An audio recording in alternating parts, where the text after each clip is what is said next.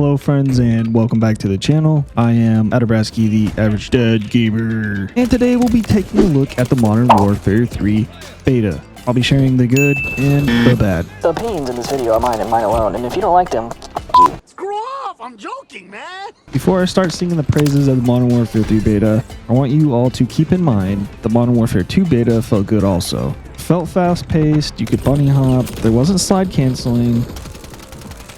But then when the game was released, it wasn't even close to the same thing. Character movement speed wasn't the same, B-hopping hurt you instead of helping you, and the campers, they reigned supreme. It was their playground and we were playing in it. With all that being said, Modern Warfare 3 has been so much fun. I feel like I won't really be able to grasp the game until I get to play on my PC. In case you're new around here, I play on PC with a mouse and a keyboard. Switched to PC about halfway through Modern Warfare 19's life cycle, and when I did, I switched to a mouse.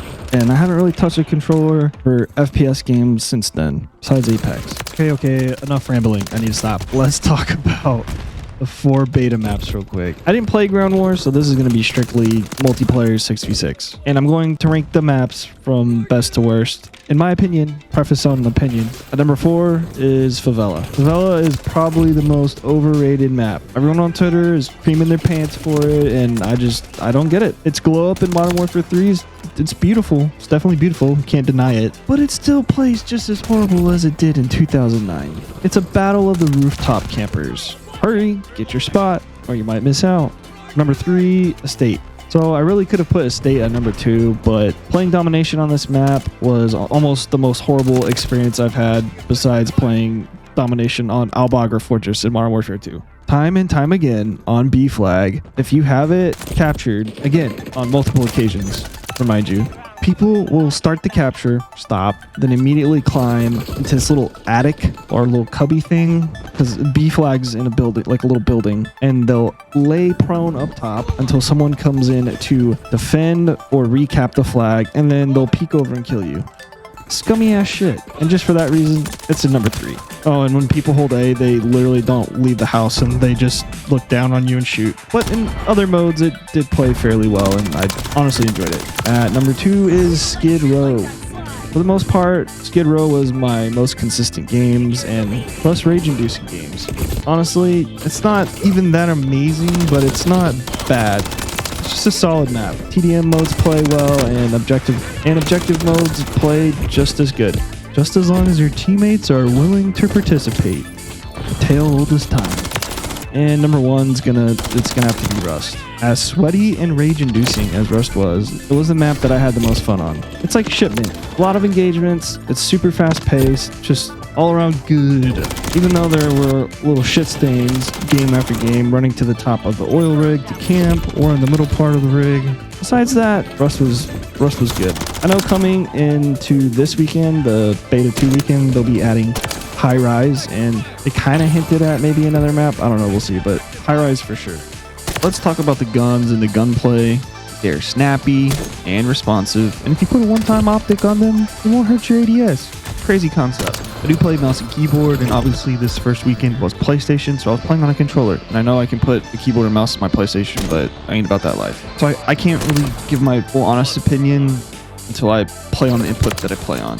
But there were obvious best guns in the game during this beta. The UMP5 or the Striker and the ACR, which I don't really remember its new name at the moment. So far in the beta, I noticed there is not as much visual recoil like guns in Modern Warfare 2.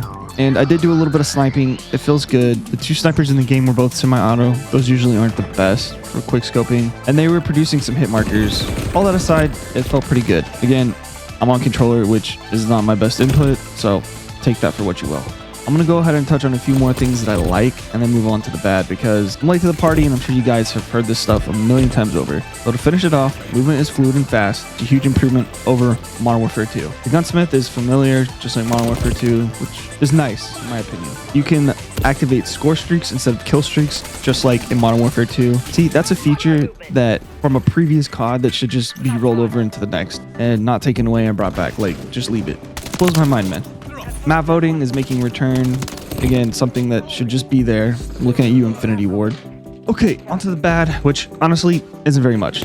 My first big gripe is the spawns. They were kind of weird, and they don't always make sense. It kind of reminds me of Vanguard and how bad their spawns were. But y'all remember in Vanguard, they made specific playlists just to test spawn logic. The UI is the same as Modern Warfare 2 and the COD hub thing. I mean, at this point, I think we're just gonna have to get used to it. Player visibility is kind of ass, and by ass, it's just as bad as Modern Warfare 2. The dots not showing up, disappearing when players are pushed up against walls or other objects, laying prone. Also, I find myself shooting at teammates because they don't have nameplates or dots above their head either at times, and I find myself getting shot at by them. They need to work on that, which they put out a tweet that they were, so hopefully by beta weekend 2 they'll have improved it some. There's also an audio glitch that when a grenade is thrown by your operator, they will yell grenade over and over like 3 times. It's like grenade, grenade, grenade, grenade, grenade. It's kind of funny, but I mean, over time that'll get annoying, which I'm sure that'll be fixed here really fast. The Guardian kill streak has to be the most annoying thing. Sledgehammer, please lower the sound of that damn thing and its duration. Thank you. One last thing, I don't know if I messed up a setting or if it's a skill issue, but I have at times found it hard to mantle or go through windows and other things. Could just be me, I don't know. Alrighty, I'm gonna wrap it up. That's it for me. But do remember, everything I or anyone else says, take with a grain of salt. It is just a beta and the game can change at launch. I just can't wait to play on my PC, honestly. Alright friends, laters.